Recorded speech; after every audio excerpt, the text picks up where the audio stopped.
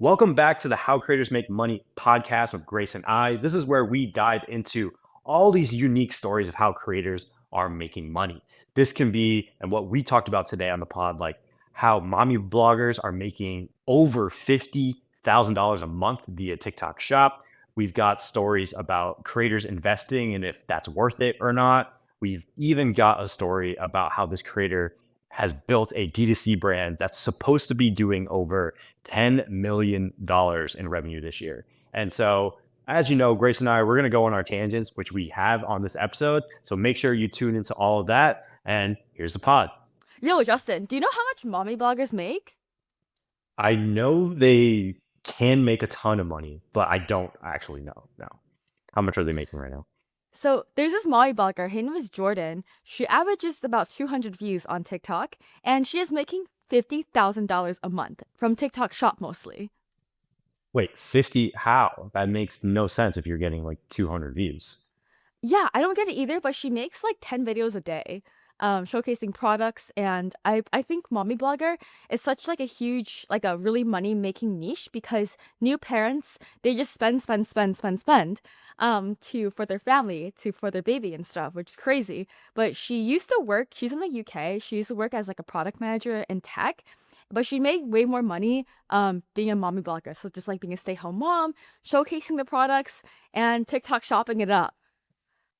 That's insane. I mean, I know that one of the prime demographics on social is sort of the 20 to 40-year-old female, right? Mommy bloggers, especially, or like moms, especially on social, because they just love to buy things. But man, 50 grand a month, like even if that's her best month, right? Like, and she's pulling in 20 or 30 on an average month, that's insane, especially in Europe, because Europe salaries are not comparable to US salaries at all. Yeah, and she only has like 29.7K followers on TikTok. I can't find her on Instagram or any other platform. So just pure TikTok, 30K alone, averaging 200 views. Sometimes they get like 1,000 views, but like she posts like 10 times a day. So it's like a really great grind. So I guess it become a full-time job. And she has like two kids, just stay home mom. So it's like a pretty good life. Yeah, I mean, it's again, 10 videos is a grind, right? But I would imagine those videos are like very low lift. It's probably like, oh, here's this product type of thing. Like she can probably record those 10 in less than an hour if she really wanted to. I would imagine there's probably not a ton of editing or anything like that.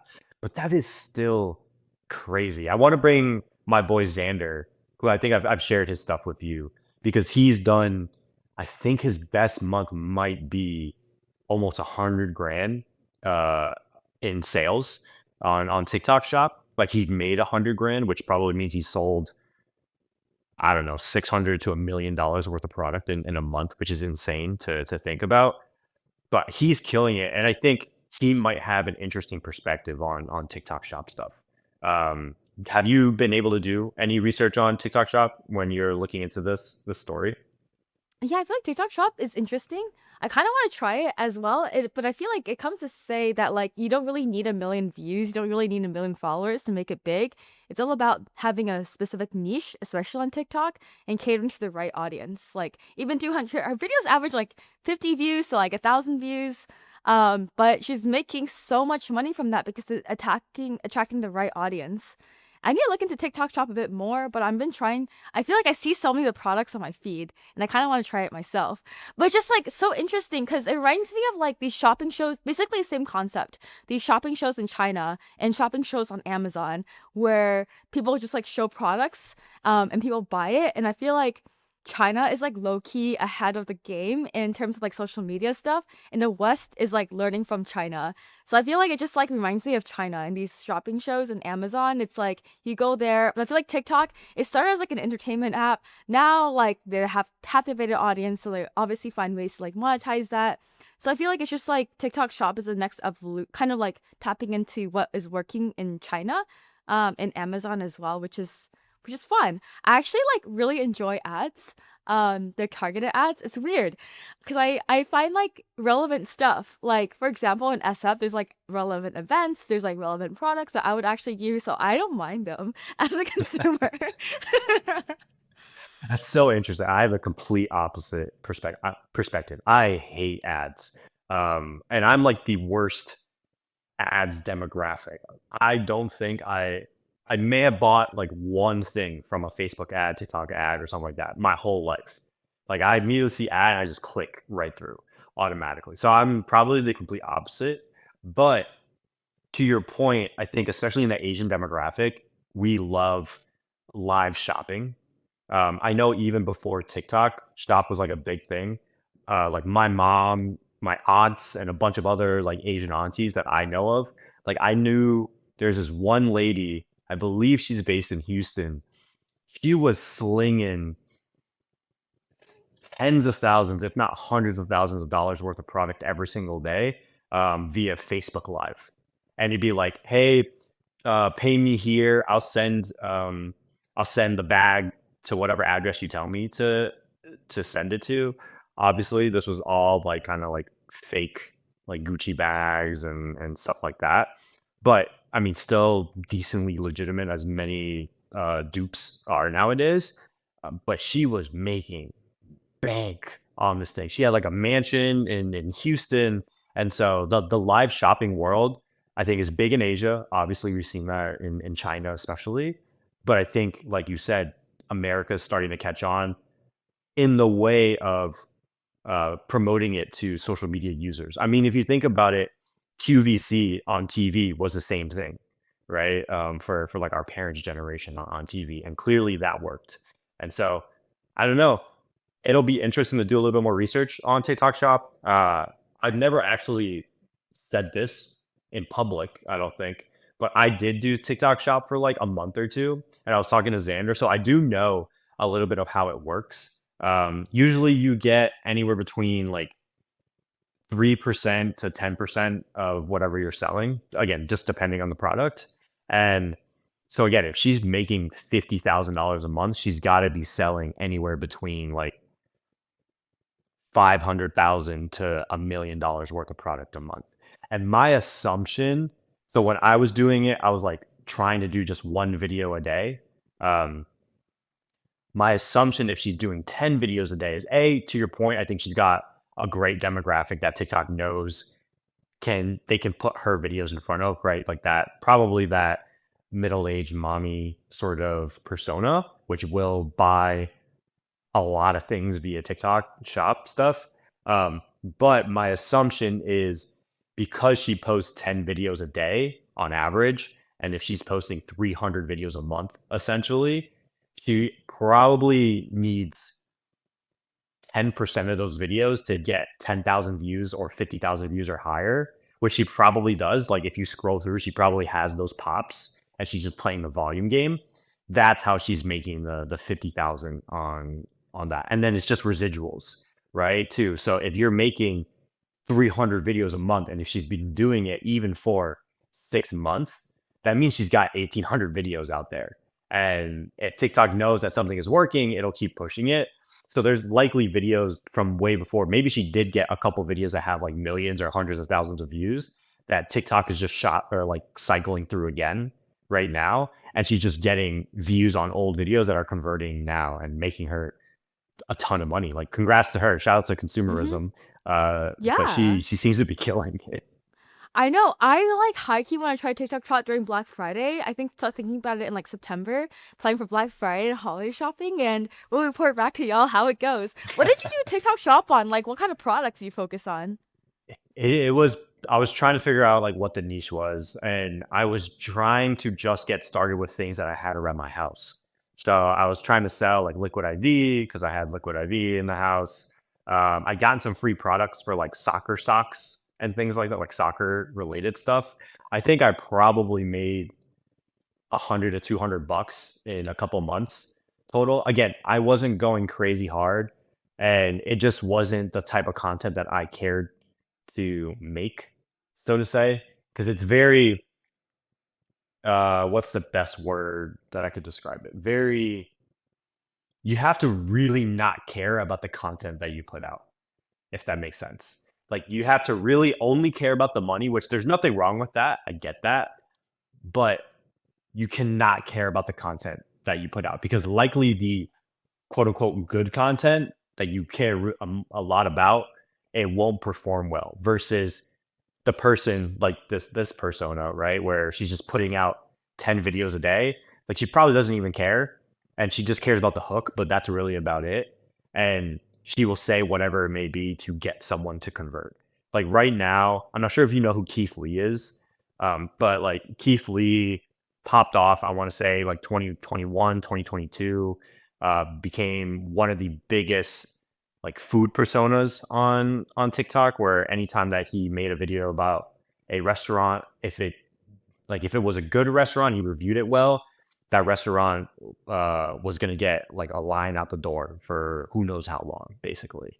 And there's this running meme right now in the TikTok shop community, it seems like, because I've gotten a bunch of these videos on my For You page, where the clip farm hook, essentially, or the TikTok shop hook at the top is Keith Lee is being banned or blackballed because he's promoting this product, even though he's never promoted this product at all. But that hook works, and then they just sell you whatever product it is on the bottom. Again, that's what I mean by you can't really care about the content that you're putting out there.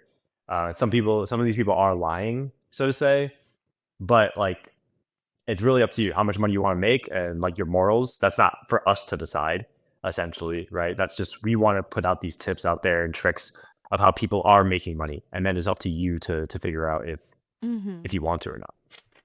Yeah. Well, I should try some TikTok shop, but I think I'll only sell products that I like, that I already have, and just try. I'll probably make a Yeah, separate account, not on my main one. you Yeah. need 5K followers to get in, I think. So what I did is I had like a random account that I had grown to like 2 or 3K, and I just ran ads on it to like India. So it was super cheap until I got to 5K. So I think I spent like a couple $100 to get it to 5K. But that's like a little sneaky workaround that works because all TikTok cares about Ooh. is if you get to 5K. Yeah, and yeah.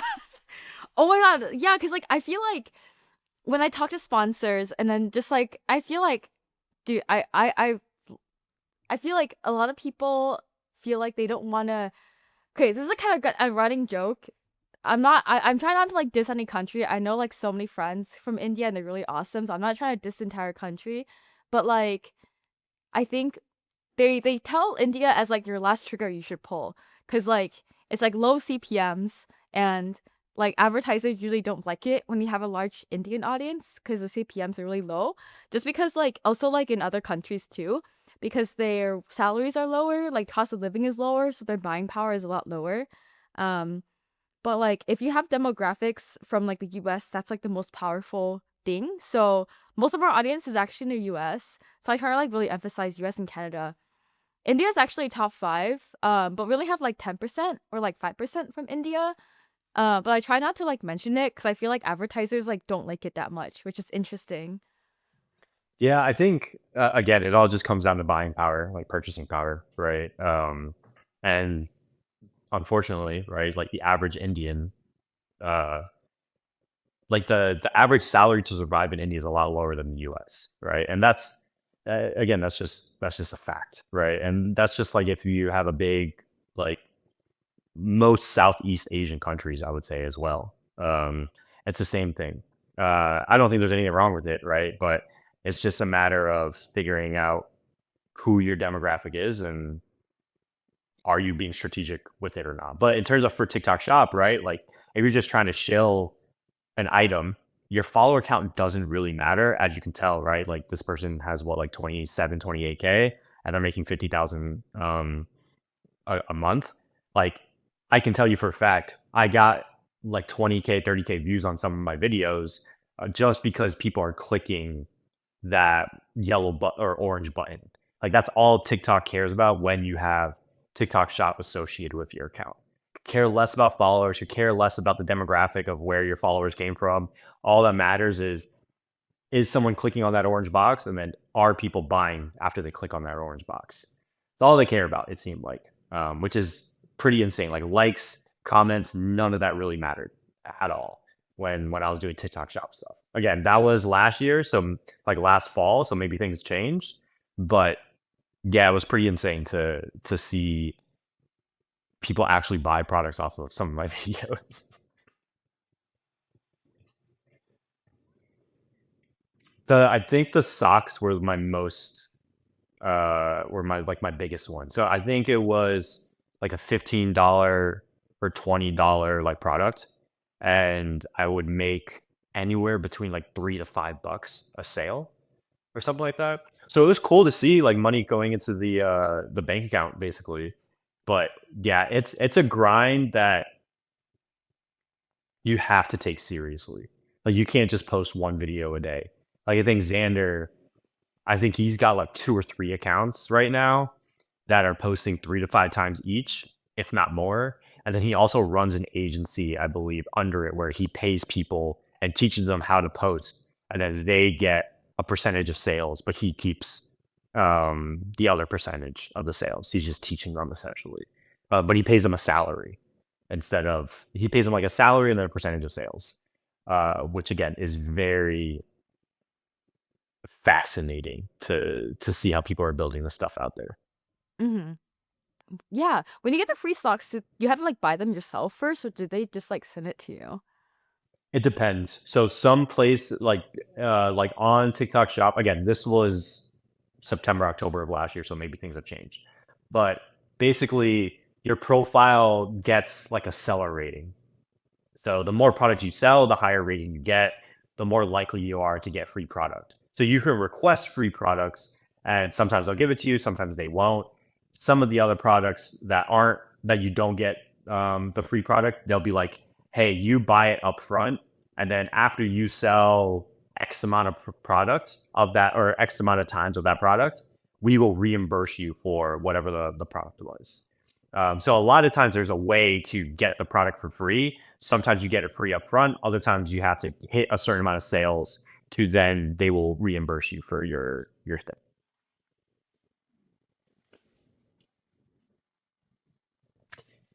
Yeah, so like there's a little again some ethical, some unethical ways to do TikTok Shop. Would we can clip this, right? Like the ethical way, I would say, is try to request free products, see if people will send it to you. Check around your house, see if there's any products that you have in your house that you can sell on TikTok Shop. The unethical way is looking around your apartment, seeing if you have things that look like things that are on TikTok Shop, and then selling it as it is that product. Again, that's up to you to decide if you want to do that. The second thing, what I've seen some people do is like, for instance, like I know of someone who there was uh, an Ulta pack of like beauty stuff at the Ulta store that was being sold on TikTok Shop. They would go to the Ulta store. They wouldn't buy the product, but they would make a video with the product in the store, and then they would post that on TikTok. So they never bought the product, but they're saying that they're buying the product. Um, and then they were selling it. There's other people that have like gone into Costco and done the same thing. Be like, this is how expensive it is in Costco, but it's a lot cheaper on TikTok Shop. Make sure you buy it right now. Those types of videos, Costco, Target, etc.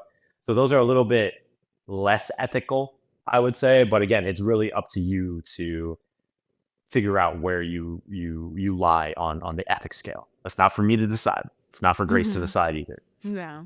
Interesting, interesting. Yeah, because I also do a lot of affiliates, for SaaS tools, they're not physical products.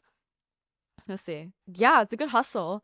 It's, like, kind of interesting, like, I mean, I never watched a shopping show, but people really like it in China, and I feel like this is I had this discussion with my friend this morning, on our run, is, like, a lot of immigrants are really frugal, but I feel like mainland Chinese people, they love the Gucci's, they love the Louis Vuittons, they love like consumerism showing their wealth. My grandma is exactly like that. Uh, so it's interesting. The culture is different, like in mainland versus like if they're immigrants, because they probably like come here with nothing and they're immigrants or come here with little, try to get a better life, versus like they're in China, they just want to flex their richness. I feel like it's in Asian culture to be very flashy with money if you have it, or if you have like even a little bit of it, right? For better or for worse, I just think that's ingrained in our culture. Like even before name brand products, right? Like it's gold everything, right? Like gold is a symbol of wealth or whatever it may be, right? And I just think because of brand names and consumerism, like I know of a lot of Asian people that, especially back in the day, they're going onto Canal Street in New York. I know you haven't spent a lot of time in New York, but like if you are familiar with New York, you probably know what Canal Street is. But that's where all like the fake Gucci, Louis, all that stuff is, and you go and buy it for I don't know, like a tenth of the price of what you would pay for a real one. But they wear it. Most people won't know, but it's all again. I think it's ingrained in our culture of if you do start getting a little bit of money, you show it off in some way, shape, or form. And I think now you're starting to. I think the reason why TikTok Shop does well, especially in the Asian community, I would say it probably does really well, is because a lot of the products that do well on TikTok Shop aren't the super expensive ones, right? It's the impulse buys and things of that nature, which again I think works really well for or against, depending on your view, with Asian people, especially like middle aged to older Asian people. Um, it is I think my mom buys more stuff off of social media, or I know that she buys a lot more stuff off of social media than I do. Um, which is crazy because like my job is social media, but maybe it's because I understand like why these things are selling. Yeah, just like these like moms in Midwest probably heard are not in tech. Yeah, cause it's crazy. Cause like a lot of times I would go to these like tourist areas, especially around like Europe, Asia. There's all these like fake Louis Vuittons there, and people are like buying them because they're selling it everywhere. It's kind of crazy. It's kind of like I guess a Canal Street, but like it's like everywhere in all the tourist areas, especially areas with a lot of Chinese tourists. There's a lot of Chinese tourists in Thailand. There's so much like that stuff in Thailand. Yeah, I mean, I think the like funny, I would say funny. The funny thing is when you go to anywhere in Asia, I would say that's like a manufacturing company or country, which I would say is most of like Asia nowadays, right? China, Vietnam, Thailand, most of our stuff gets manufactured over there. You low key don't know if you're getting the real product or fake because a lot of that stuff is manufactured over there. Like they might just be selling you the real product that fell off a truck, basically, but it's like you don't have to pay the brand markup, which is the unique thing, right? Like I was traveling through Vietnam last September and October, and I'm like, some of these things are low key really similar to the real ones. If not, they are the real ones. But you just never know. Um, with that, can I tell you about this guy who uh, is absolutely killing it in, I would say, kind of like the beauty space, the men's beauty space, which is a unique Hmm. little niche. Yeah, for sure. What So is poppin'? I'm not a man, so what is men beauty? What is that? So like I think this is like a big skyrocketing thing, or like a niche. If it hasn't already skyrocketed, it will continue to keep going. Like men's health and beauty, I think is on the rise and will continue to be on the rise. As someone who just got married but was in like me and Michelle have been together for 11 years, like she started introducing me to like skincare and like moisturizer and everything like that, and I think you're starting to see a rise, and especially guys who care about how they look nowadays, right? Whether it's biohacking and things of that nature. And so I think the aesthetic side of things, men's healthcare, beauty care, is going to continue to go in that direction. With that being said, there's this guy, his name is Alex Costa. His story is kind of unique because he used to work at YouTube. And while he was at YouTube, he started creating some, like, I believe, gaming content.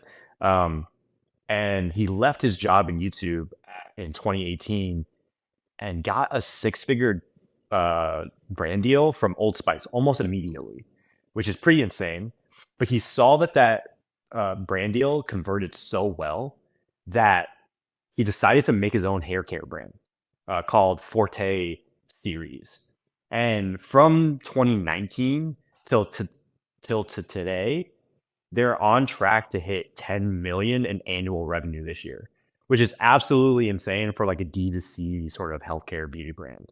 And so who knows what that's going to end up turning into. I know you've got another like D2C story to tell later, but as you know, once these D2C brands start gaining momentum, the moon is in the future, right? So it's 10 million in annual revenue now. That probably means they're valued at anywhere between 30 to 50 million, which is insane for a YouTube content creator. But I can see that hitting 100 million plus in revenue probably if he wants to keep it going for the next 5, 10 years or so, which is insane as a content creator. Yeah, it's crazy. So it's like his hair care product? Yeah, it started off as a hair care, but I think now it's anything that, or it's a lot of things that deal with like men's body, so deodorant and everything in that nature. It's called Forte series.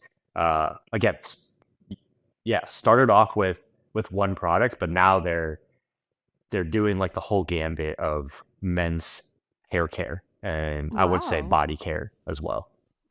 Yeah, I feel like society, like I feel like social media makes people want to be more mindful about how they look like. Especially in San Francisco, there's a lot of biohackers. Like people are really into longevity. They're mostly men who follow Brian Johnson and worship him. Um, so it's like blueprint, Ryan Johnson. olive oil shots. It's a big meme here in San Francisco. But it's funny because like it's a meme, but everyone still does it, Yeah, I know which is people who crazy. are like Blueprint. I know like three people like making Blueprint as a service companies here in San Francisco because they were like obsessed with longevity and health. But isn't Yeah. Blueprint a service in itself? Like, isn't it just a Yeah, subscription kind of. service? It is one, but people are trying to make it cheaper because it's pretty expensive. Like Brian Johnson eats like 200 pills a day. Um, Yeah. it's a whole rabbit hole. Yeah, I have people in my life that are trying to do Brian Johnson. Well, they did it before, but it's like so hard to sustain. But it's crazy how like because I feel like men's health, especially like, is like for me, I'm not a man, so I can't really relate. Um, but I think everyone should have good skincare.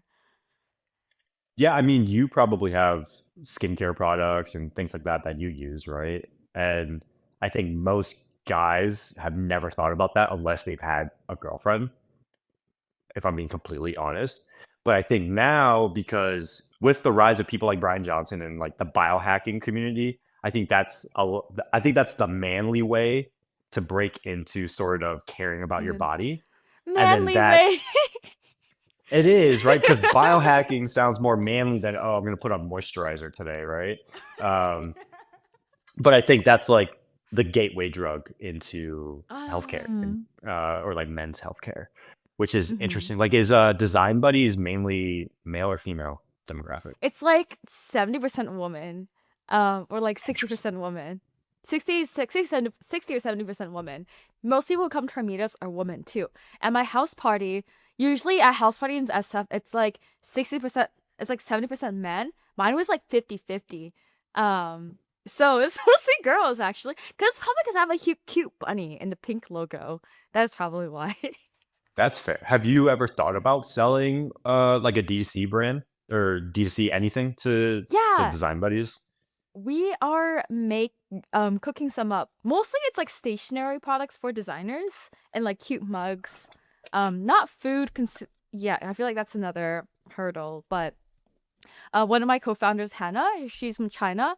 Her family does manufacturing, so he got like direct lines to these manufacturers. So we get a lot of good quality stuff for very cheap. Um After the hopefully the Perfect. tariff after the tariffs, yeah. If they don't affect us a Yeah. lot. Yeah. I don't know if it's a great time to be creating a D2C product right now. But Yeah. hopefully those tariffs go away soon. Yeah, it kind of really sucks. But yeah, no, it killed a lot of businesses. And that kind of like really impacted a lot of like small businesses who rely on China. Because like when I'm not gonna, I'm a lot of people make their stuff in China, but I feel like it's like a taboo thing to tell. But like most other things in the world are made in China. Um, they're just like American Yeah. brands who are like middlemen, I but they talk to saw China. I saw a girl, she made a TikTok. It was actually really interesting. So, have you ever tried to furnish an apartment before? Like with your own stuff? Not really, actually. Well, no, I like the only time I moved was like a mile in SF, and I just like had furniture from people who left it there. So all my furniture is their furniture. Okay. So, I never realized how expensive furniture shopping is. Let alone like good quality furniture. shopping. Like I was like, oh, a couch that might be $500, a few $100s or something.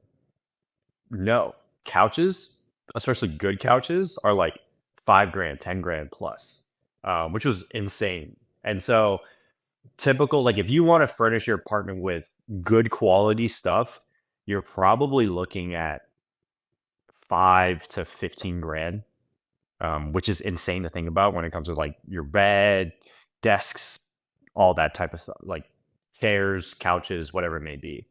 So I saw this girl who made a TikTok on, she was moving to a new apartment in London, but she flew all the way to one of the cities in China. I forgot which city it is, to do her furniture shopping.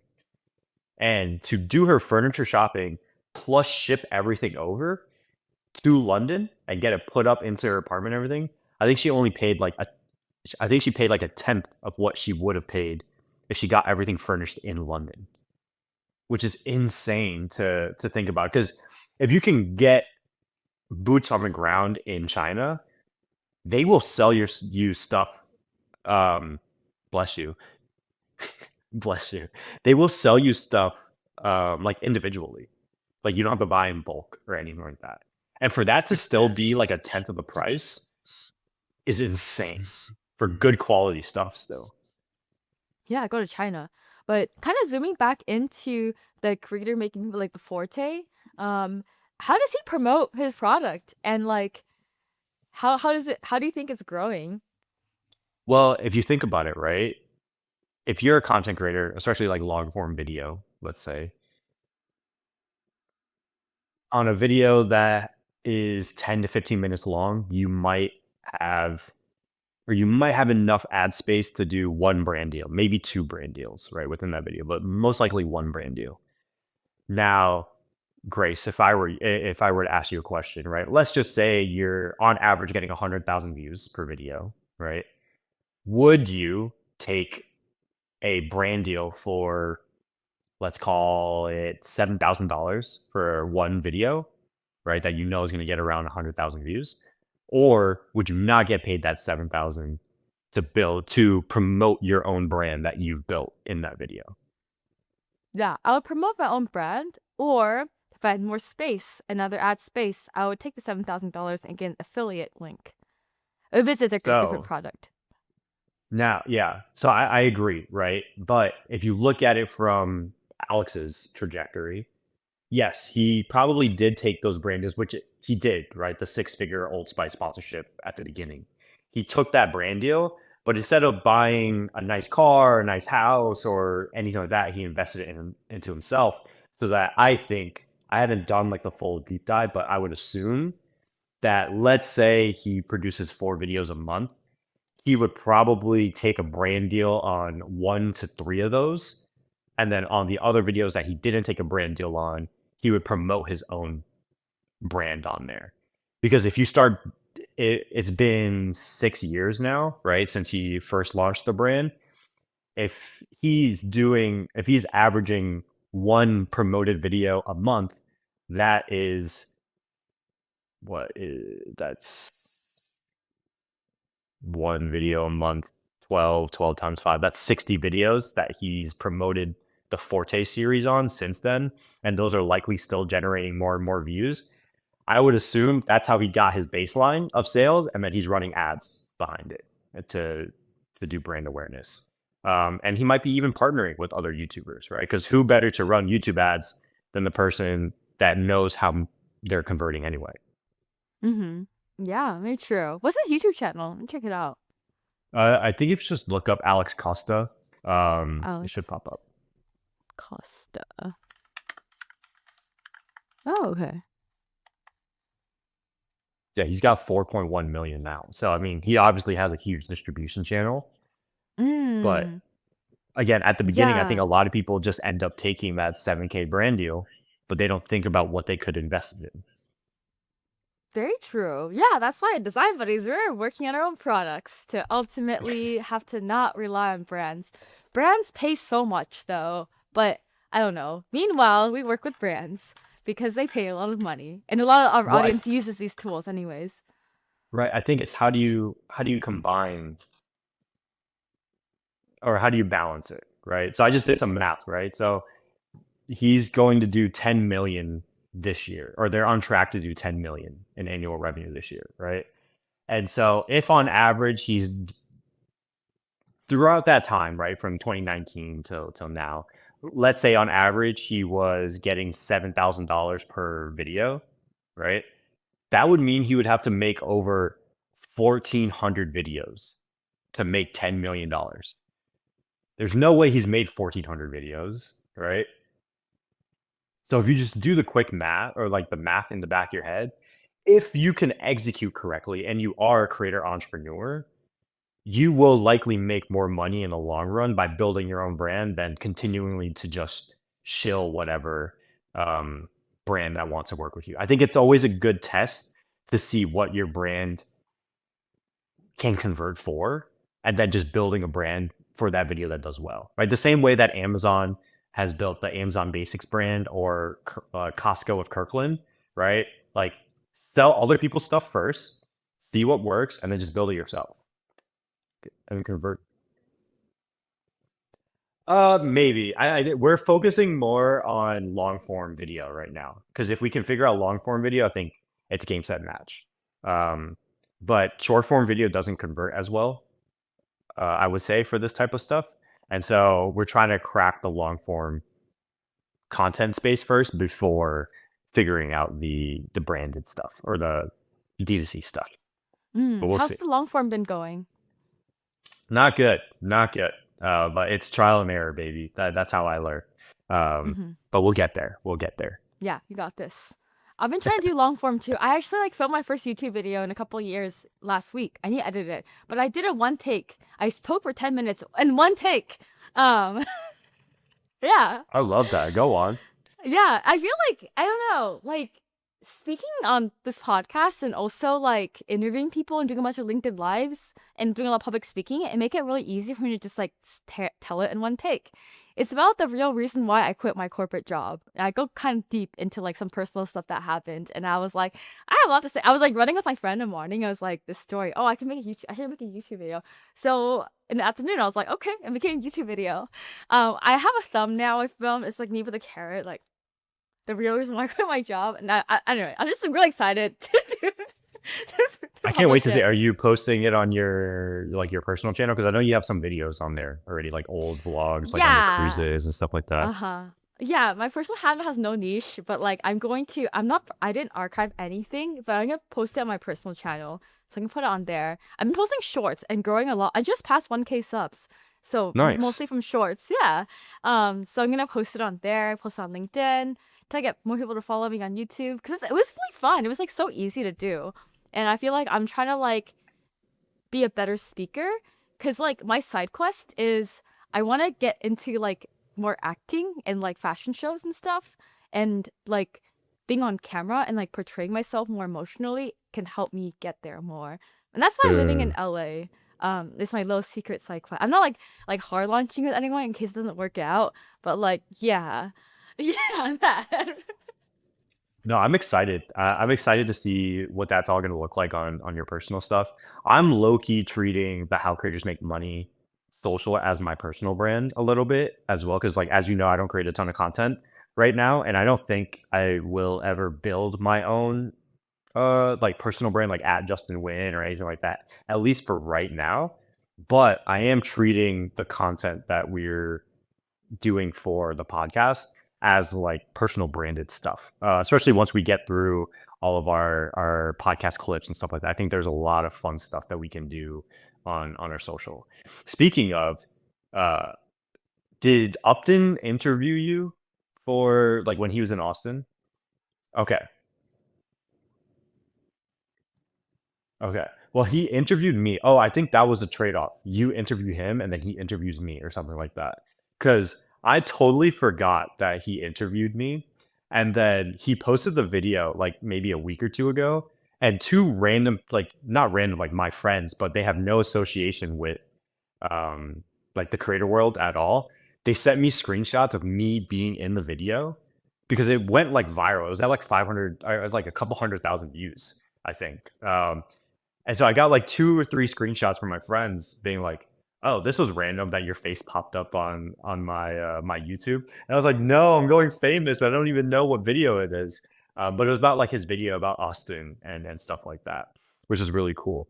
But yeah, it was so I haven't watched the full video, but I'm like scared to see Ooh, let me see it. how much I'm in it. Yeah, no, yeah. I feel like this podcast is also like my personal brand. 'Cause I spill a lot about like building design buddies and like life in like Yeah. creator life. So I'm trying to do more. I feel like my personal brand. I also want to do more like creator stuff because that's what I love doing.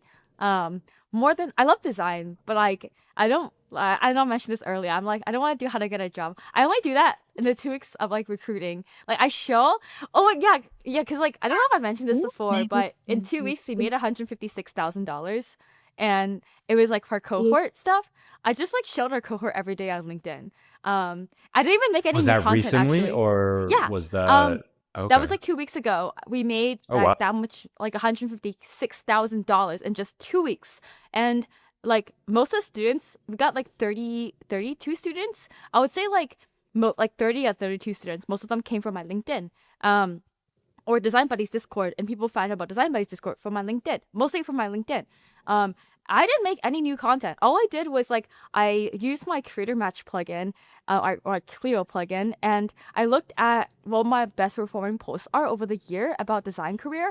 I post the same exact thing again, but like a call to action is like sign up for co-create. And that's so that's Hey, it they'll works. never know, right? They'll They'll never never know. know. No one Low knows. key, what if Mhm. this might be an interesting growth hack for us? Can you run that plugin on other people's pages? Yeah. What if we took like Colin Samir or whoever's most viral, figure out who's creating like viral LinkedIn stories on like Creator, and then obviously just repurpose their content, but like in our own spin and convert it to the podcast. Yeah. Let's do it. Yeah, That could be because I know this interesting. other creator. Her name is Marina. She also has a podcast about like interviewing Silicon Valley tech people, but she has really good hooks, and I feel like I could learn a lot from her too. She recently started a podcast too, and she's been promoting it on her LinkedIn, so we can also learn from her. Yeah. Okay. That's interesting. Hmm. All right. Here we Like go. Here we Silicon go. Valley girl. Yeah, I met her. Yeah. She's really nice. Hmm. Yeah, for again, for all those who don't know, right? Grace and I have been building this podcast in stealth. Shout out to all you guys listening. We've been like lightly promoting it, but we're about to start going hard. Hmm. Both Grace and I have had like kind of crazy starts to the year, but things are a little bit are opening up now. So we're about to go crazy with promotion and driving traffic. So there'll be a lot more new people listening in, and I can't wait Hmm. to see how what we can do with this pod. It's gonna be fun. Yeah, same. Maybe when next year I'll be at Cannes. Yeah. It's not maybe. We will be. We We will will, we be at will, we Cannes. will, we will be there. We will be there. Just see us. We'll be on Be on the Forbes 30 under beaches, 30. the Yeah. Forbes And 30 this under time 30 next on year. the beaches of Yeah. South France, right? We'll Like be there. we'll be there. We'll be there. Yeah, I'm gonna show Um, this. I tell I like it describing this shilling, but like I'm just like promoting it because I'm proud of it. Like I show Design Buddies so hard. I like literally tell everybody about Design Buddies like in person. I'm gonna do it tonight. I go to meetups every day. I've been mentioning. People are like, "What do you do, Grace?" I was like, "Okay, so I do Design Buddies. I have this podcast. Go like and subscribe. Yeah, follow, and then like hopefully like more of these listeners. Maybe you right here listening is one of them I met. But thank you for listening to my yes. show. Yes, thank you for listening. Make sure to check out the YouTube, right? And subscribe because Yeah, like and if you're subscribe. only Hmm. listening on Spotify or if you're on Spotify or on YouTube, you can see the video, which I think is great, especially when we're doing screen shares. We haven't done any this episode, but in the future when we do them or like previous episodes, you'll get to see some of the stuff that Grace and I are working through on our screens, which I think is really cool. But with that, I know Grace, you had another topic that you wanted to talk about. I Yes. think we got time for that. Yeah, we can probably do like one or two more. Investing. So Poppy, the soda brand, Poppy and Olipop, but Poppy. Um, so there's this two creators. I'm sure there's more as well. Named Alex or Alex. And then Alex Powell from Chainsmokers. They invested in Poppy. So some creators have been doing like getting equity instead of money, or both equity and money from brands to promote them as well. So Alex, she or Alex. Oh, there's like two Alexes I realized. So I'm sorry if I'm butchering the name. But the girl, she's been promoting Poppy. She does like lifestyle, like, get ready with me content, and she integrates like Poppy into her lifestyle. Um, so the numbers are not exact. I watched this like LinkedIn deep dive, and It was rumored that she probably got like 0.5 to 3% of the stake in Poppy, and Poppy sold to Coca-Cola, I believe, for almost $2 billion. So Pepsi, that's Pepsi. like, oh, Pepsi, yeah, Pepsi for $2 billion. So that means she probably made like 20 to like 50 million from that, by taking equity. And same with like Alex from the Chainsmokers. The exact amount is not disclosed, but what are your thoughts on creators? Like, should they take equity? Like, when should creators take equity? How does that world work? Because I'm low key trying to do some equity with some cool, at least say, startups that I'm working with too. So I think creators taking equity is really interesting, right? There's that story. I forget who it is. It's the artist, I think.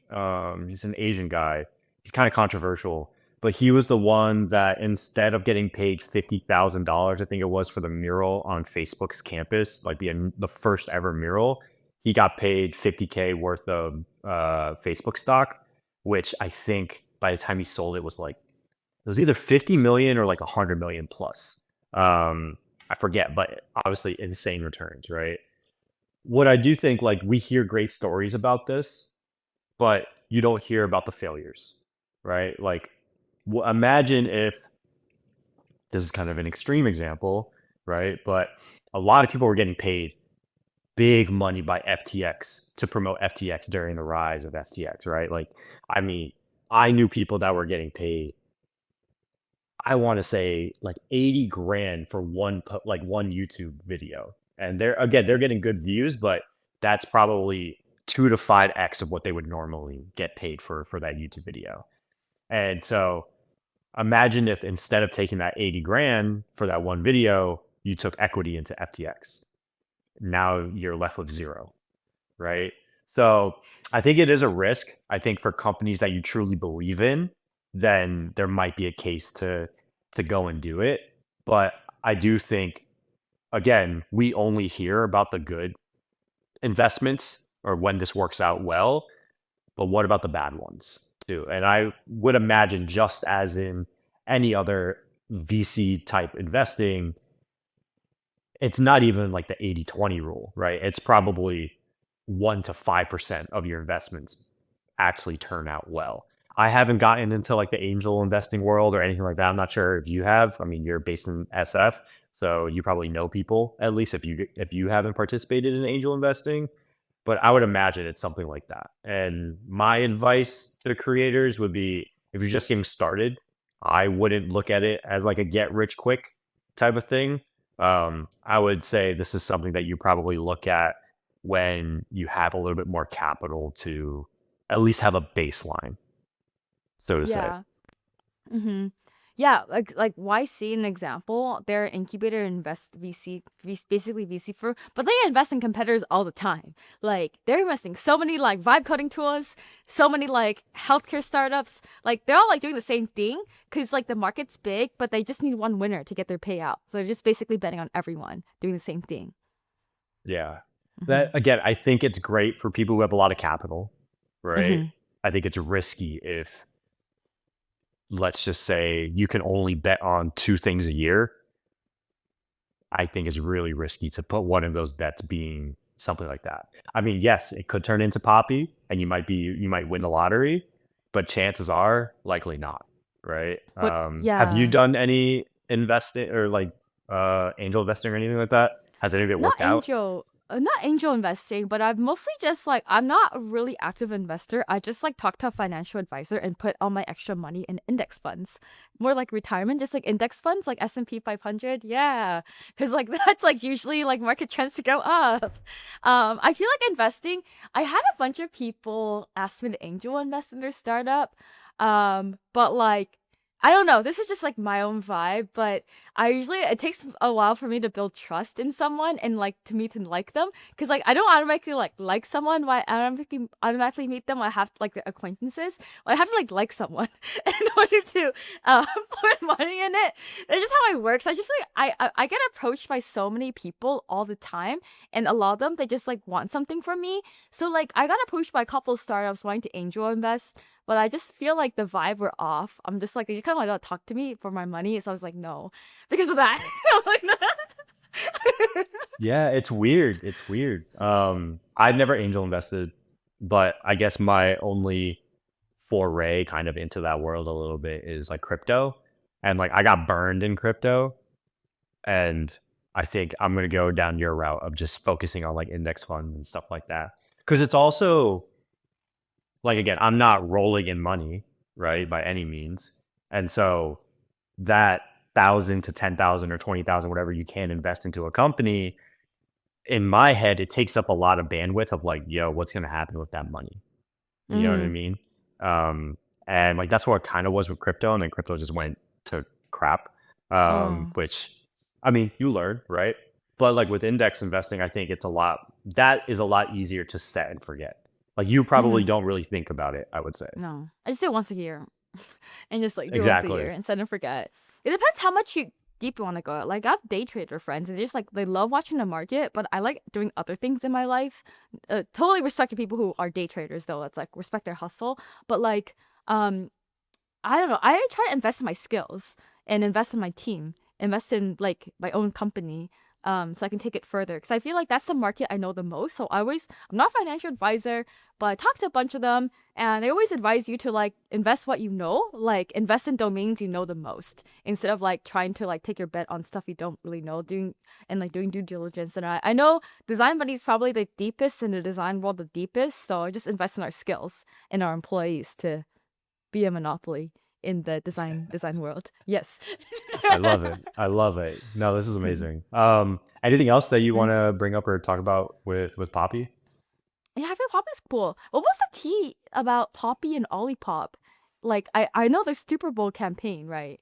It was like they sent like cranes of like basically like Yeah. vending machines at different houses and stuff. Well, I think a lot of the drama was their competitors, right? Like almost exact competitors. One's called Poppy, one's called Olipop.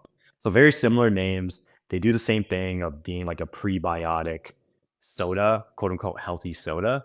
Um, I think the biggest drama came when that Super Bowl came or campaign came out, and Olipop was like, "We don't do this," basically. And so they were clashing because it was like you either pick Olipop or Poppy on the side. I think the biggest thing from a controversial standpoint though was I think Poppy either was getting sued or there's a lot of backlash on it because they're both again prebiotic soda. Olipop always claimed that you had to keep it refrigerated to make sure that the prebiotic like wouldn't die or go bad or whatever the technical term is. Again, for those who have a little bit more time, you can look up the specifics of it. But I think Poppy never claimed that you needed to refrigerate it. And so that was like a big weird discrepancy, right? Because they both claim to do the same thing. They both claim to have the same thing, but one says you need to refrigerate versus the other one says you don't. Which I think was always weird, right? If you think about it, right? It's just like as you had two of the same milks, but one said you can refrigerate the milk without it going bad, and then the other one said no, you don't have to refrigerate it. It would be a little weird. But I think that was like a big controversy. I want to say they were getting sued, and I think the conspiracy was she sold because she was worried about getting sued, and she just wanted to like take money off of the table. I could be wrong. I probably just watched one TikTok and that was said, and that's what I remember. But I want to say that's a piece of it. Makes sense, makes sense. What do you think about creators taking equity instead of getting like a brand, like for brand deals, instead of taking money, taking equity for it? I think if it's a brand that you've worked with for a while, there's an argument to be made for that. Like I think Mr. Beast wanted to get equity in Honey instead of promoting it or getting paid the hundreds of thousands or whatever millions of dollars that he was getting to promote it, but they would never give it to him. Um, I would say that if a brand says too quickly yes to giving you equity, that's probably a red flag. And I think that would be Yeah. my advice. They I gotta don't they know. gotta play What hard to about you? get. Yeah, yeah, exactly. Yeah. I don't know. I'm just thinking in terms of like, cuz my boyfriend Justin, he sent me the tweet about the meta person making a lot of money. He was like, "Hi, you should like ask for equity for Bolt." And that got me like in this rabbit hole of like looking at creators and equity. um I think I would, just because I believe in the product, and I feel like at least for like Bolt, I think vibe coding enabling designers to like build products, I think I see a future in that.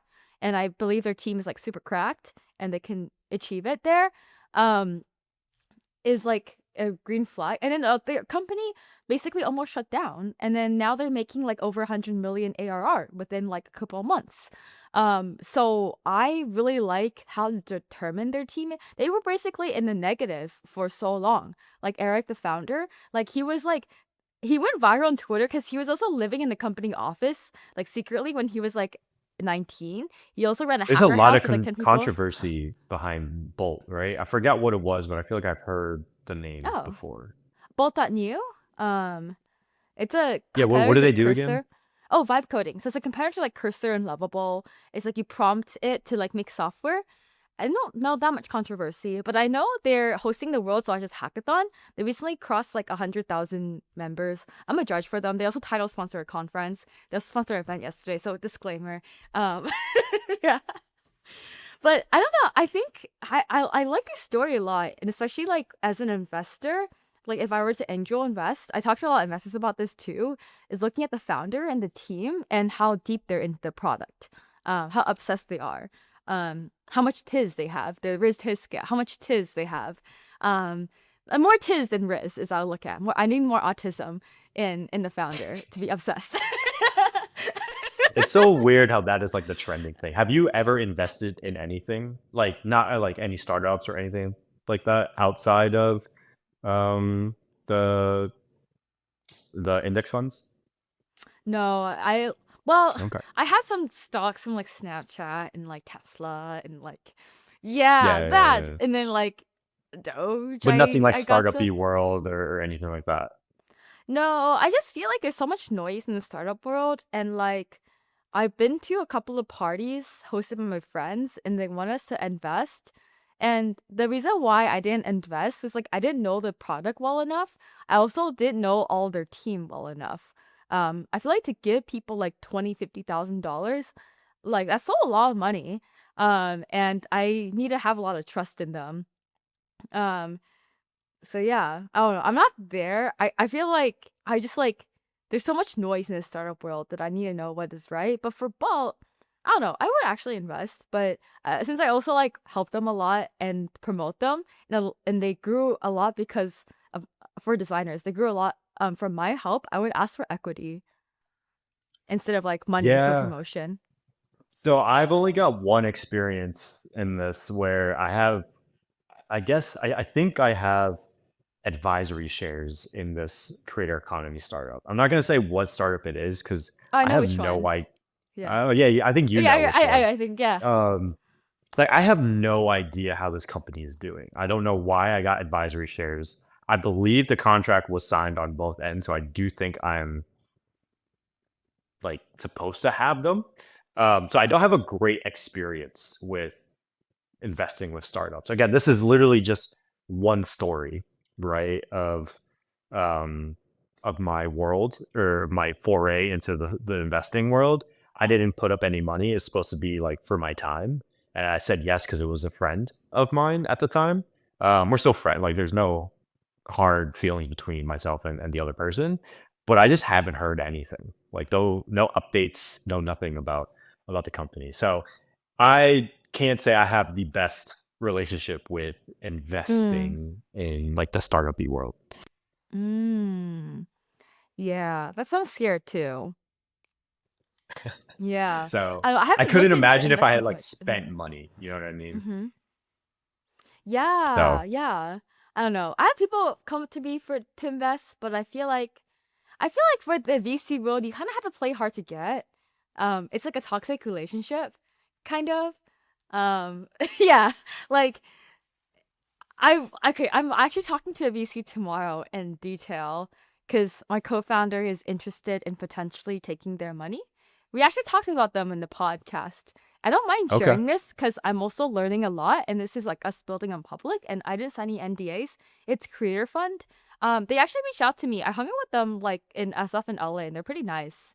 They're like, Grace, if you ever like want money, I'm here to help, kind of thing. So I'm like, okay, and I was like, this is cool. Um, and their terms, is like maximum, it's like $1 to $3 million for 10%, but it's of the creator's holding company, which is like really scary because I'm just like, because like the reason why we create co-create is a separate entity. So if that goes to nothing, then we don't lose anything. It's just money that we can gamble Hmm. on investment gamble on. But because anyway, it's a holding company. So I But don't know. do I'm just they like, invest in just creators or do they mhm. invest in like actual companies? Because I would argue, right, like Design Buddies or Co-Create, right? Like those are companies, but Yeah. versus investing in Hmm. Grace's holding company. Because if Yeah. they I think invest in Grace Holding Company, would they get this?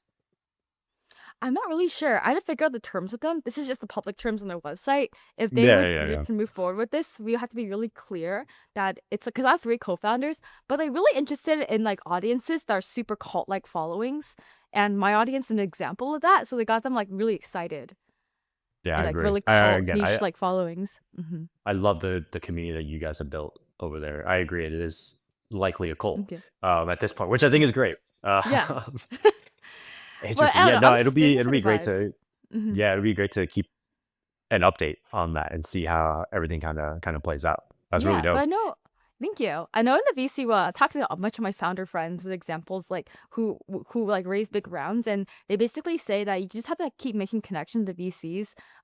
Don't make connections when you're desperate for money, and just like you have to like build it up. Go to a lot of VC dinners. Um, yeah, like hang out with them a lot. Um, and eventually you'll get the money, but you can't ask for it. They have to be the kind of one making the first move. And you're supposed to play hard to get, be like, no, and then like, yeah, it's like interesting, but like, I honestly I do a lot of things for the plot. Like I'm just vibing. Like if it doesn't go well, it's fine. Like I literally applied to YC, a bunch of incubators for the vibes. I got rejected from all of Did you them, by guys the get way. I got in? rejected. No, we got rejected. But Oh, it's you guys I had to no. like it's okay, it's okay. YC terms are like really suck. It's like 500K for 10% or 7%. It kind of really sucks. It's like not good, but it's like really good for the branding and network for future opportunities. A16Z speedrun. We didn't get in as well, so we got rejection from both. But it makes a really good LinkedIn post actually. So I'm gonna put it on LinkedIn because like on Twitter I did pretty well. So that means it's a green flag to put on LinkedIn. Um yeah. Also, this is so random, but I had a couple like really viral videos on Instagram and YouTube Shorts about post two real. One of them is like posting about the colleges I got rejected from. Second one was posting about the companies I was rejected from. So that means it's like, oh, if I got rejected from YC, I should post about that too because people will like it and then I'll get more followers. I don't know. This is a gamble, but yeah. Ooh. Hmm. I wonder if like rejection posts are great biz dev posts. So what I'm right, like I would assume, but like if you talk about getting rejected by YC and A16Z stuff or whatever, I wonder if because those names are tagged, a lot of VCs get access to seeing design buddies, right? But like you talk about getting rejected, that's the hook, but then you fill the rest of the post about like how great you guys are essentially. Like I wonder if you get a lot of messages being like, hey Grace, would love to talk, I'm a part of this VC firm or whatever it may be. I wonder if we could do that from a podcasting standpoint of like brand deals, right? Like, hey, we got rejected by these companies, or got ghosted by these companies, we would love to partner, blah blah blah, because this is where we see we're gonna go, yada yada yada. Um, Mm, we should do maybe that. that's our hard launch. Maybe that's our hard launch LinkedIn post. Yeah, we should also like put it in our LinkedIn experience section. Yeah. Okay, Like a new opportunity. that's Because like my LinkedIn yeah. algorithm hates me. Like my LinkedIn has been struggling so hard, and I've been trying to like I don't know. Like, I was just like kind of sad yesterday because my post like didn't do really well. Wait, that sounds like a really bad thing to say. I don't get sad because my post didn't do well. I was sad because my video, LinkedIn was like buggy yesterday, so it didn't like go up until 2 hours later, and I was like really annoyed. So I don't know. I'm like my LinkedIn algorithm also still struggle right now. So yeah, if anyone else is LinkedIn algorithm struggling right now, you're not alone. Just some friends also struggling right now, but I'm just I like, think Ooh, I think we should do an episode, not this episode, but like breaking down algorithms of like what's working and what's not working for us. Like I think I can talk about Reddit, right? Because that one post that I shared with you went super viral. I think it's almost at 200,000 views now, which again is insane because I don't have any following. I don't even think you can have following on Reddit. You might be able to, I'm not sure, but it's literally just leveraging subreddit and then your ability to write good hooks. Um, which is crazy because that's a very informational post as well. I use ChatGPT to create the hook. Um, but yeah, that's a story for another day because I know we got to jump soon. But yeah, I think this was a good episode. This is yeah.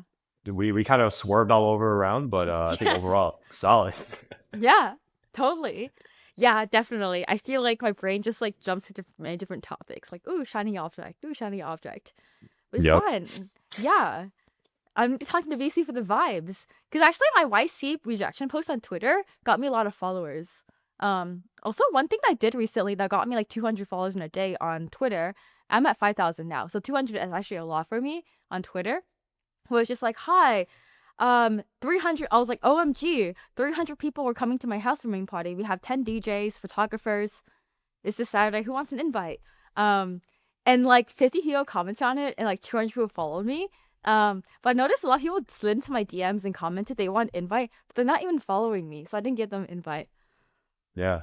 Hey, Yeah. it's the little things, Like right? little hooks But actually did really well in South by Southwest too. It's just like, hi, who's a creator going to South by Southwest? I'm interviewing creators. Actually, like 20 creators commented, and they're all a lot of them have over 100K. And so I think teasing something, I don't know, this is a random thing I've done recently. It's like teasing something on social media, not giving them the actual thing, make people comment for it. Also gets like a lot of traction. So I'm gonna do that. I keep doing that. Like the other times I've done it, I haven't done as well, but one day I'll hey, just I keep think doing it it. trial and error, right? Trial and error. Yeah. That's why I Hmm. love social. That's why I love this podcast with you, right? Hmm. I think our topics, we have a plan going into it, but we had no idea what tangents we're going to take. So I think Yeah. this was a great episode. And then Yeah. we'll see you guys next time. Peace. See ya.